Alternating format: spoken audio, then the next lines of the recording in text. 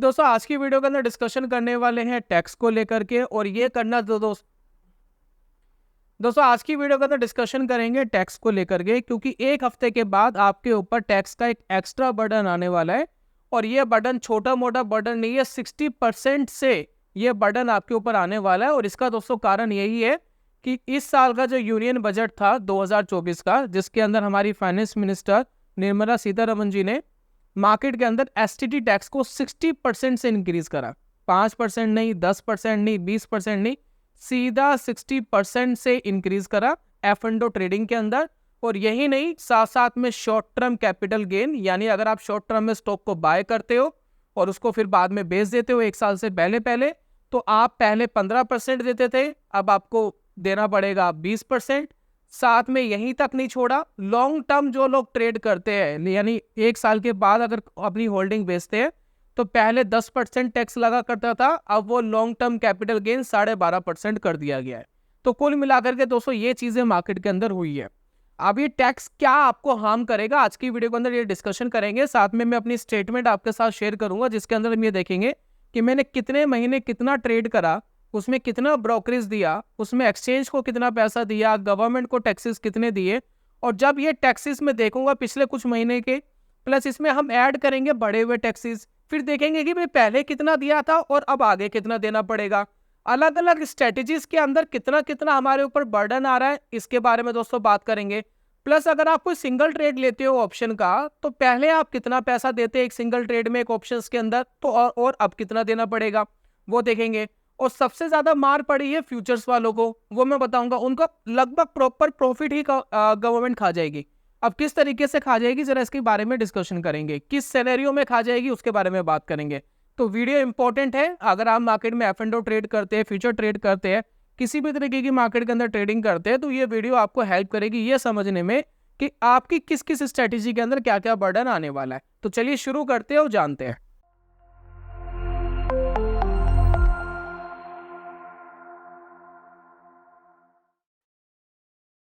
बहुत बहुत स्वागत है आप सभी का ट्रेडिंग चैनल के यूट्यूब चैनल में। मेरा नाम है अनमोल मित्तल। दोस्तों अभी थोड़ी देर बाद मैं आपको अपनी लाइव स्टेटमेंट दिखाऊंगा, आपको दिखाऊंगा कि मैंने कितना ट्रेड लिया, कितना पैसा कमाया, साथ में मैंने गवर्नमेंट को कितना दिया, ब्रोकरेजेस कितनी दी, उन सभी चीज़ों के बारे में बात करेंगे। और अलग अलग चीज़ें दिखाऊंगा मैं आपको, मतलब 2-3 आपको स्टेटमेंट दिखाऊंगा, जिसके अंदर हम बात करेंगे कि एक स्टेटमेंट जिसके अंदर फ्रिक्वेंटली बहुत ज़्यादा ट्रेड होते हैं, एक में जिसमें एफ एंड ओ के अंदर थोड़े से कम ट्रेड होते हैं, एक में आपको दिखाऊंगा शॉर्ट टर्म ट्रेडिंग जिसके अंदर कितना चार्जेस लगा उसके बारे में बात करेंगे। तो कुल मिलाकर के काफी अच्छी डिस्कशन हम करेंगे, जिससे आपको पता लगेगा बेसिकली आपके ऊपर क्या हार्म आने वाला है।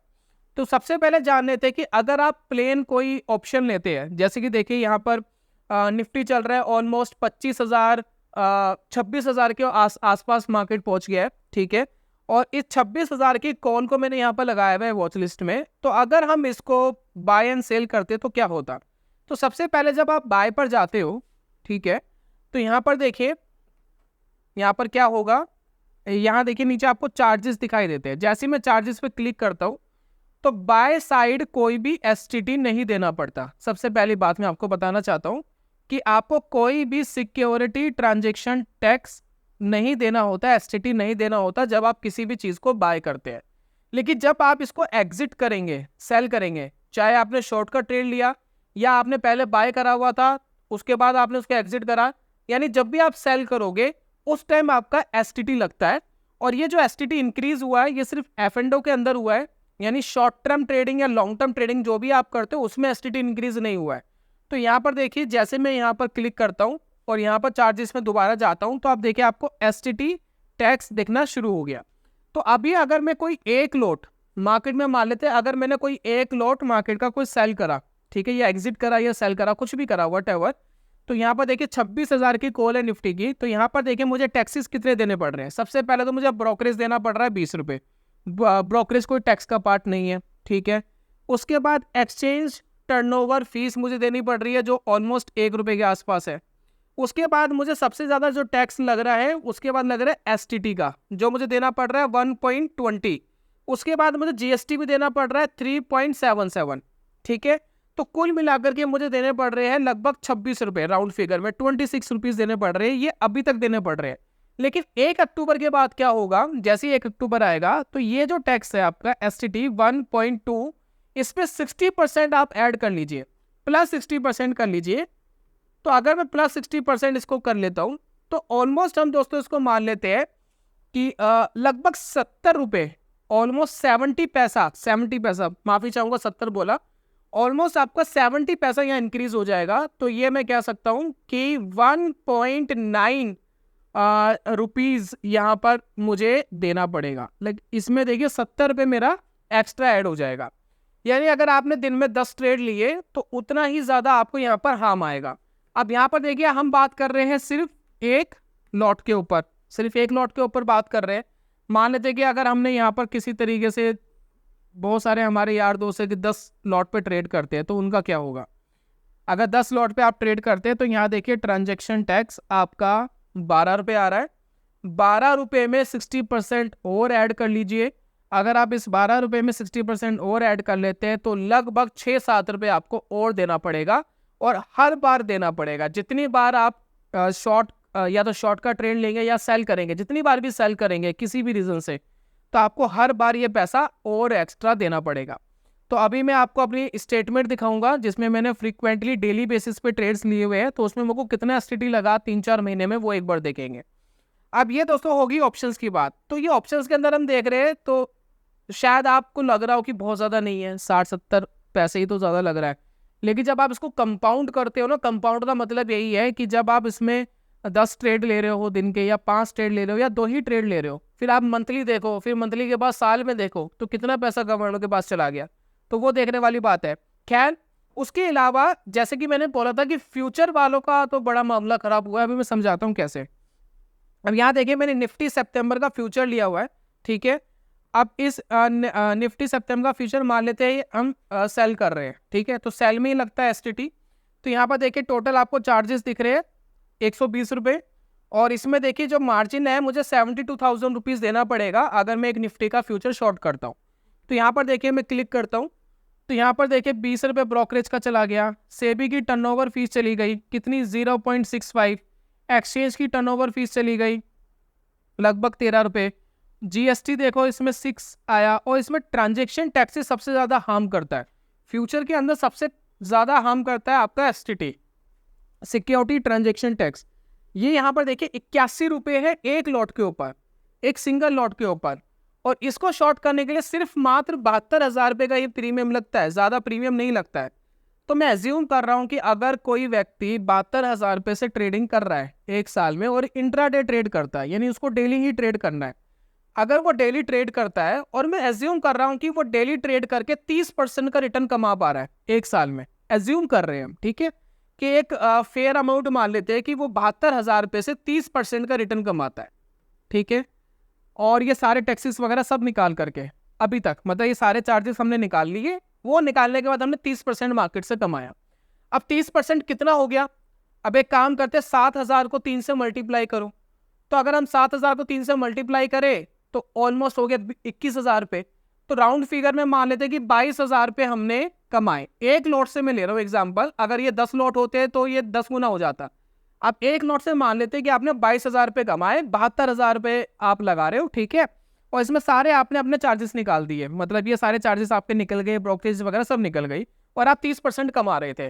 तो जो लोग अगर ये काम कर रहे थे और इंट्राडे पे डेली ट्रेड ले रहे थे, एक बार लेते थे बेचते थे, जो भी आपकी स्ट्रैटेजी हो, एग्जाम्पल ले रहे हैं, तो पहले आपका STT लग रहा था यहाँ पर देखिए 81 रुपये, ठीक है। ये थोड़ा बहुत वेरी करेगा, ऊपर नीचे करेगा, लेकिन बहुत ज़्यादा फ्लक्चुएशंस नहीं आएगी। लेकिन अभी 81 रुपीज़ में 60% ऐड करिए। जब मैं इसमें 60% ऐड करता हूँ तो ऑलमोस्ट ये हो जाता है 45-50 रुपये। तो राउंड फिगर में 50 मान लेते हैं कि 50 रुपये अब आपको एक्स्ट्रा देने पड़ेंगे STT के, हर बार जितनी बार आप सेल करोगे, ठीक है। 50 रुपये आपने एक्स्ट्रा दिए, तो अब ये देखिए यहाँ पर कुल मिलाकर कितना देना पड़ा STT आपको, 130 रुपये।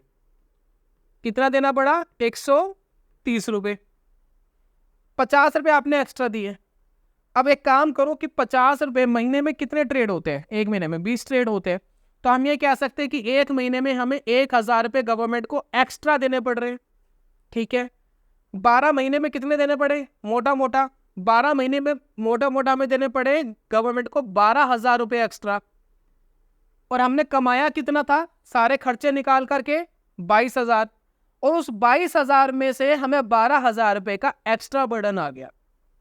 तो जो यहाँ पर सोच रहा हो ना कि मैंने 30% मार्केट से निकाला, अब वो 30% की जगह मार्केट के अंदर मात्र रिटर्न रह जाएगा 10 से 15% का, क्योंकि 12,000 कम कर लो, माइनस कर लो, अब आपके पास सिर्फ 10,000 ही बचेंगे सारा खर्चा निकाल करके, राइट।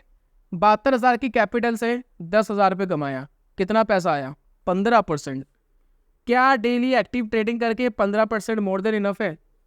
22,000 अच्छा रिटर्न था, 30% था एक साल का, कम रिटर्न नहीं होता 30, लेकिन 15% तो कम है ना। तो इतना पैसा गवर्नर के पास चले जाएगा, तो फ्यूचर्स ट्रेडर के लिए बिल्कुल भी अच्छा नहीं हो रहा है। गवर्नमेंट चाह रही थी कि options trading, mainly options trading का मेन कंसर्न था कि बहुत ज़्यादा वॉल्यूम आ रहा है, स्कैल्पिंग हो रही है, नए प्लेयर आते हैं, नए प्लेयर मार्केट के अंदर डायरेक्ट फ्यूचर्स में नहीं जाते, और ऑब्वियसली उनके पास कैपिटल कम होता है, वो 5-10 हज़ार 15,000 20,000 से मार्केट के अंदर ट्राई कर रहे होते हैं, वो फ्यूचर्स नहीं ले रहे होते हैं, वो आकर के सीधा फ्यूचर वही ले रहा होता है जिसको थोड़ा सा मार्केट में एक्सपीरियंस हो गया या जिसके पास कैपिटल है। तो यहाँ पर गवर्नमेंट को यह समझने की जरूरत है भाई फ्यूचर वालों के साथ इंसाफ करो, फ्यूचर वालों के साथ तो ना इंसाफी करनी हो रही है, बल्कि गवर्नमेंट को ट्राई करना था कि ऑप्शन वाले किसी तरीके से फ्यूचर्स के अंदर अगर डिराइव हो जाए, तो जो ऑप्शंस के अंदर टाइम डिके की वजह से नुकसान होता है, तो फ्यूचर को बचा सकता था, क्योंकि फ्यूचर के अंदर जो पैसा कमाने की प्रोबेबिलिटी है वो 45% to 50% है, लेकिन ऑप्शंस बायर के लिए वो प्रोबेबिलिटी 30-35% ही रह जाती है। तो ये बात गवर्नमेंट को समझनी चाहिए थी। तो फ्यूचर वालों का तो बहुत ही बुरा हाल हुआ। साथ में दोस्तों गवर्नमेंट यहाँ नहीं रुकी, जैसा कि मैंने शुरुआत में बताया था, शॉर्ट टर्म कैपिटल गेन जो पहले 15% था, 15% के बाद वो हो गया 20%। क्या फेयर है? आप बात तो कर रहे थे कि ऑप्शन ट्रेड रोकना है, ऑप्शन में बहुत ज्यादा फ्लक्चुएशंस हो रही है, इकोनॉमी के लिए अच्छा नहीं है, लोग बैंकों में पैसा नहीं लगा रहे, लोग जुए की तरह पैसा गवा रहे, इस तरीके की स्टेटमेंट्स थी। क्या ये 20% करना ठीक है शॉर्ट टर्म? अभी स्टॉक भी ना ले, हम स्टॉक लेके उसको बेच रहे हैं, क्या वो काम भी ना करे? और शायद फाइनेंस मिनिस्टर का एक स्टेटमेंट भी आया था कि एफ&ओ मिडिल क्लास के लिए नहीं है। तो यार शॉर्ट टर्म तो है ना मिडिल क्लास के लिए, शॉर्ट टर्म तो कर ही सकता है, या थोड़ी बहुत इन्वेस्टमेंट तो कर सकता है मिडिल क्लास वाला, 500,000 रुपये तो लगा ही सकता है। और क्या आप हमें अपर क्लास में मानते हो? तो मुझे बता दो, मुझे नहीं लगता कि हम अपर क्लास में आते, मैं भी नहीं आता अपर क्लास में, मैं भी तो ट्रेड कर रहा हूँ। अपर क्लास की डेफिनेशन क्या है मार्केट के अंदर? टैक्सेस इतने, महंगाई इतनी, अपर क्लास क्या होता है? मुझे ये समझ नहीं आ रहा। तो 20% हो गया, अब ये छोड़ देते मिडिल क्लास वाले को, इसको हटा देते, इसको 0 कर देते, या इसका 5% कम कर देते, आपने उसको भी बढ़ा दिया। उसके बाद जो लॉन्ग टर्म था वो पहले 10% था, वो भी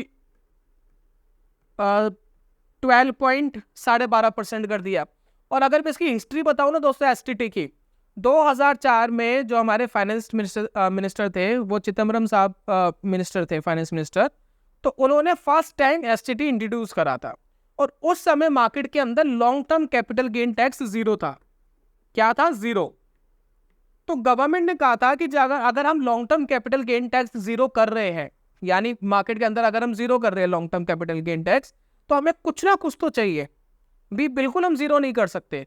तो उस टाइम गवर्नमेंट ने एसटीटी को इंट्रोड्यूस करा था कि हम एसटीटी लगा रहे हैं, अगर कोई फ्रीक्वेंटली ट्रेड करेगा, बहुत ही फ्रीक्वेंटली ट्रेड करेगा, तो ऑटोमेटिकली उसको हार्म आएगा। अदरवाइज जो फ्रीक्वेंटली ट्रेड नहीं करेगा तो उसके लिए obviously long term capital gain tax बिल्कुल 0 है, कोई पैसा नहीं देना। डिविडेंड भी टैक्स फ्री था। अब यहाँ डिविडेंड पे भी 2 बार टैक्स लगता है। 2 बार टैक्स पता है कैसे लगता है? एक कंपनी है, मान लेते रिलायंस है, ठीक है, रिलायंस ने पैसे कमाए, पैसे कमाने के बाद गवर्नमेंट को टैक्स वगैरह देने के बाद, सब कुछ देने के बाद अपने इन्वेस्टर को डिविडेंड अनाउंस करा, ठीक है, तो ऑलरेडी वो कंपनी टैक्स दे चुकी है गवर्नमेंट को, उसके बाद उसने अपना डिविडेंड लोगों में डिस्ट्रीब्यूट करा। लेकिन जब हमारे पास डिविडेंड आया तो हमें उस डिविडेंड पे दोबारा टैक्स देना है। यानी एक तरफ आप कह रहे हो कि हम रिलायंस के पार्टनर है, अगर हमने रिलायंस का शेयर खरीदा तो उतने परसेंटेज के पार्टनर हुए ना। जब हम एक कंपनी में ऑलरेडी पार्टनर है, रिलायंस के अंदर ऑलरेडी पार्टनर है, और हमने ऑलरेडी गवर्नमेंट को सारे टैक्स दे दिए, और उसके बाद हम डिविडेंड डिस्ट्रीब्यूट कर रहे हैं, तो वो पैसा हमारा टैक्स फ्री होना चाहिए। गवर्नमेंट ने उसके ऊपर भी टैक्स लगा दिया, यानी डिविडेंड पे 2 बार टैक्स है। आपने विजय गेडिया साहब का एक गाना सुना होगा रील्स वगैरह के अंदर फेमस, कि लेती हो madam dividend pay tax bar बार, है ना? तो वो इसी चीज को वो बता रहे हैं कि डिविडेंड पे 2 बार टैक्स लेने का क्या मतलब है। जब ऑलरेडी हम रिलायंस के पार्टनर है या किसी स्टॉक के पार्टनर है और ऑलरेडी हमने सब कुछ पे कर दिया, तो वो पैसा हमारा टैक्स फ्री होना चाहिए, उस पर टैक्स क्यों? तो ये दोस्तों एक सवाल है। उसके बाद हम बात करते हैं अपनी स्टेटमेंट्स के ऊपर। जैसे कि देखिए मैं आपको कुछ दिखाऊंगा। एक बहुत ही फ्रीक्वेंटली ट्रेड होता है इस सेटअप के अंदर। ये बेसिकली निफ्टी बैंक के अंदर ट्रेड होता है और इसमें इतना ट्रेड भी नहीं होता है, यानी 2 ट्रेड ही बाय किए जाते हैं, मतलब सेल किए जाते हैं, फिर अगेन उनको एग्जिट किया जाता है और इंटरडे बेसिस पर है, डेली ट्रेड होता है, कोई भी दिन मिस नहीं होता। ठीक है, जब हम इस ट्रेड की बात कर रहे हैं तो इस ट्रेड में देखिए 4-4.5 लाख की कैपिटल डिप्लॉय होती है, 4 महीने का ये मैं आपको दिखा रहा हूँ। और इसमें आप देखिए मैंने यहाँ पर कराए 51,000 रुपीज़ कमाए। ठीक है, मेरे पास बचा कितना सब कुछ काट के फिलहाल, ये बचा 34,000 प्लस ये जो मेरा फंड है 4-5 लाख का, इस फंड को मैंने लिक्विड बीस में भी लगाया हुआ है, तो 6% का इंटरेस्ट मुझे वहां भी मिलता है। तो ये कुल मिलाकर के थोड़ा और इंक्रीज होगा, क्योंकि 2% मेरे और इंक्रीज हो गए, तो 10,000 रुपये और ऐड कर लो, तो कुल मिला के 43% कमाया है। तो ऑलमोस्ट मैंने 9-10% कमाया है 4 महीने के अंदर। ये 4 मंथ का स्टेटमेंट है, तो लगभग मैंने 9% के आसपास कमाया है। मेरी एक्सपेक्टेशन वही होती है 25-30% की, वो मिल जाए तो मोर देन इनफ है। अब यहाँ पर देखिए मैंने चार्जेस मार्केट को क्या दिए। सबसे ज्यादा मैंने ब्रोकरेजेस दिया, सिर्फ 2 ट्रेड डेली शॉर्ट करने के और फिर उनको एग्जिट करने के इतना ब्रोकरेज लग जाता है, तो ब्रोकरेज काफी लगता है। उसके बाद एक्सचेंज ट्रांजेक्शन टैक्सेस देखिए कितना लग रहा है। और यहाँ पर देखिए सबसे जो मेन हमारा मुद्दा है वो है एसटीटी का, जो है सिक्योरिटी ट्रांजेक्शन टैक्स। यहाँ पर देखिए 2100 रुपये मैंने मार्केट को गवर्नमेंट को दिया है एसटीटी का, ये 4 महीने की ट्रेडिंग में, 2 ट्रेड डेली शॉर्ट करने के फिर अगेन उनको बाय करने की स्प्रेड है।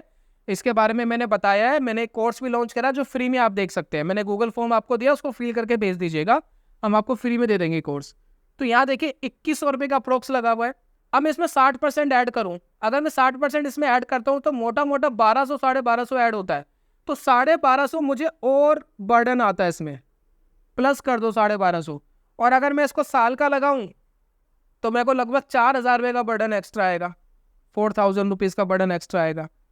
तो अगर मैं ट्रेडिंग करके इस पर्टिकुलर 5 लाख रुपए से 50,000 रुपये मैंने 4 महीने में कमाए, तो इसको क्या अपर क्लास में गिना जाता है? मुझे नहीं समझ में आता। क्या ये मिडिल क्लास की गेम है या नहीं है, वो भी नहीं समझ में आता। और अगर ये मिडिल क्लास की गेम नहीं है तो डीमेट अकाउंट क्यों खोलने देते हो? रेस्ट्रिक्शंस लगा दो, ये लगा दो भाई जो 50 लाख से कम है जिसकी इनकम साल भर में, उसका डीमेट अकाउंट और ट्रेडिंग अकाउंट ही नहीं खुलेगा। तब होती है ना बात कि आपको अकाउंट भी खोलना है, आपको टैक्सेस भी चाहिए, सब कुछ चाहिए, फिर मिडिल क्लास के लिए है भी नहीं, है ना। तो ये समझने की जरूरत है। तो ये दोस्तों यहाँ बर्डन आया। तो जो फ्रिक्वेंटली ट्रेड करते हैं, ये सिर्फ अकाउंट है कि 2 खरीद रहा हूँ 2 बेच रहा हूँ, तब इस पे ये बर्डन आ रहा है। लेकिन अगर मैं इसको फ्रिक्वेंटली, मतलब बहुत सारे हमारे स्कैल्पर ऐसे हैं जो डेली के 10 ट्रेड ले लेते हैं, 5 ट्रेड ले लेते हैं, 6 ट्रेड ले लेते हैं, उनके ऊपर देखिए ना बर्डन कितना आया। उनपे तो 100 रुपए का बर्डन, 50 रुपए का बर्डन एक्स्ट्रा आएगा डेली बेसिस पर, और वो 2,000 रुपए का बर्डन एक्स्ट्रा आएगा। तो ऑलरेडी रिटर्न निकालने मुश्किल है एफ&ओ के अंदर, और इसको और कॉम्प्लिकेटेड किया जा रहा है। उसके बाद या तो सेगमेंट ही बंद हो जाए तो ही बात खत्म हो जाए। अब इसके बाद देखिए एक अकाउंट और दिखा रहा हूं जिसके अंदर खास फर्क नहीं पड़ेगा। देखिए ये वाला अकाउंट है, ये फ्रीक्वेंटली ट्रेड होता है इंट्राडे पर, लेकिन इसका रूल है कि एक दिन में एक ही ट्रेड लेना होता है। प्लस अगर टारगेट आ गया तो हम ट्रेडिंग बंद कर देते हैं, जिस मंथ टारगेट आ गया। तो इस अकाउंट में आप देखेंगे लगभग ये 6 महीने का डाटा है और 1 हफ्ता अभी बचा हुआ है सितंबर का। तो इसमें देखिए 1,08,000 रुपये कमाए थे। ज़्यादा चार्जेस नहीं लगे इसके अंदर, क्योंकि इसमें ट्रेड्स कम होते हैं, एफ&ओ की ट्रेडिंग होती है, इंटरडे बेसिस पर ही होती है। इसमें एसटीटी 800 रुपये लगाए, तो इसमें मुझे ज़्यादा हार्म नहीं आएगा। क्यों? अगर मैं इसमें 60% ऐड भी कर लेता हूँ, चलो 500-700 रुपये और चले गए। तो अगर मैं इस तरीके की ट्रेडिंग करता हूँ जिसमें बहुत ज़्यादा फ्रिक्वेंटली ट्रेडिंग नहीं होती, तो मैं सर्वाइव कर सकता हूँ। फ्यूचर वाला ऑलरेडी मर गया है, क्योंकि फ्यूचर वाले में देखें कितने रिटर्न्स कम हो जाएंगे, और इसके अंदर थोड़ा सा मैं बेटर कर सकता हूं। तो अगर आप मार्केट में बहुत फ्रीक्वेंटली ट्रेड करते हैं तो आपको अपनी ट्रेडिंग थोड़ी सी कम करनी पड़ेगी, तब जाकर के ये सहन हो पाएगा, अदरवाइज सहन नहीं हो पाएगा, क्योंकि रिटर्न्स में बहुत ज़्यादा इंपैक्ट आएगा। और ये अकाउंट है, ठीक है, ये मैंने 6 महीने का दिखाया। दूसरा यहाँ पर दूसरा तरीका क्या है एसटीटी से बचने का? दूसरा दोस्तों तरीका ये है मार्केट में कि आपको, जैसे मैंने बताया था कि एफ&ओ ट्रेडिंग को थोड़ा सा कम कर दो, या 50% पे लिया हो, जैसा कि मैं करता हूँ। 50% फंड से एफ&ओ करता हूँ, 50% से शॉर्ट टर्म करता हूँ, और कई बार स्टॉक अगर भाग रहा होता है तो वो लॉन्ग टर्म में भी तब्दील हो जाता है। तो उसके अंदर मैं आपको स्टेटमेंट दिखाता हूँ इक्विटी की। लगाते इसी साल का, ये देखिए।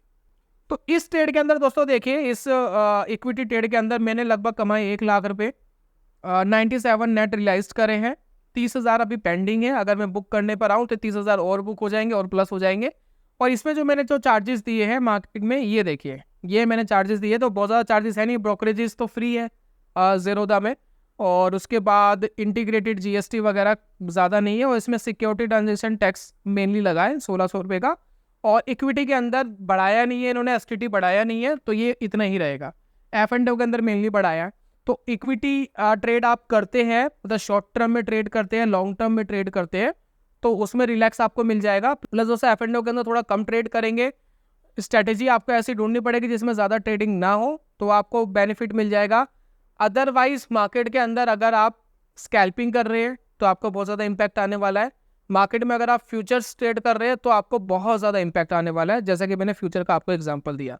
तो कुल मिलाकर के दोस्तों ये सारे इम्पैक्ट आपको 1 अक्टूबर से आने वाले हैं। तो ये था दोस्तों आज की वीडियो के अंदर। उम्मीद करता हूँ कि वीडियो आपको समझ में आई होगी, क्या क्या टैक्सेस हमारे ऊपर लगने वाले हैं, कैसे कैसे इम्पैक्ट हमारे ऊपर आने वाला है, इसकी दोस्तों सही जानकारी मैं आपको दे पाया हूँ। बाकी कोई गलती हो गई हो तो माफ़ करिएगा। और वीडियो वाइंड अप करने से पहले एक इंपॉर्टेंट अपडेट आपके साथ शेयर करना चाहता हूँ। अगर आप मार्केट में इंट्राडे ट्रेडिंग सीखना चाहते हैं, मैंने आपको कुछ अकाउंट्स वगैरह दिखाए जिसमें मैंने कुछ प्रॉफिटेबल स्टेटमेंट्स आपके साथ शेयर करी। अगर आप भी इंट्राडे में कुछ ऐसा करना चाहते हैं मार्केट के अंदर, तो ये एक कोर्स हमने लॉन्च करा है, और इस कोर्स के अंदर आपको हमें देना होता है बिल्कुल ज़ीरो, यानी कोई पैसा हम आपसे नहीं लेते, बिल्कुल फ्री ऑफ कॉस्ट हम आपको प्रोवाइड कराते हैं। इसके अंदर आप ऑप्शन स्कैल्पिंग सीख सकते हैं, सिस्टमेटिक ऑप्शन ट्रेडिंग सीख सकते हैं, इक्विटी कैश के अंदर आप इंट्राडे ट्रेडिंग सीख सकते हैं, और इसमें कितना रिटर्न हम एक्सपेक्टेशन करें, कितना इसके अंदर रिस्क है, कितना रिवॉर्ड है, क्या चीज़ें इसमें करनी चाहिए, और कुछ बैक टेस्टिंग की रिपोर्ट्स वगैरह आपके साथ मैंने शेयर करी है, और ये सारी फ्री ऑफ कॉस्ट है। अगर आपको एक कोर्स चाहिए तो आपको छोटा सा काम करना है, हमारी फैमिली का हिस्सा बनना है, यानी हमारे चैनल को सब्सक्राइब करना है, जो फ्री होता है, इसके लिए कोई पैसा आपको नहीं देना होता है। चैनल सब्सक्राइब करके नोटिफिकेशन बेल को ऑन करिएगा ताकि नई वीडियो आए तो आपके पास अपडेट आ जाए। बाकी एक गूगल फॉर्म है डिस्क्रिप्शन एंड कमेंट बॉक्स में, उसको फिल करके हमें भेज दीजिए, हम आपको 1 से 2 दिन के अंदर ईमेल के थ्रू वो कोर्स प्रोवाइड करा देंगे, और आप उसको देख करके सारी चीज़ें सीख सकते हैं। तो ये था दोस्तों आज की वीडियो के अंदर। जल्दी मिलूंगा नेक्स्ट वीडियो में, तब तक के लिए goodbye, god bless you, bye bye दोस्तों।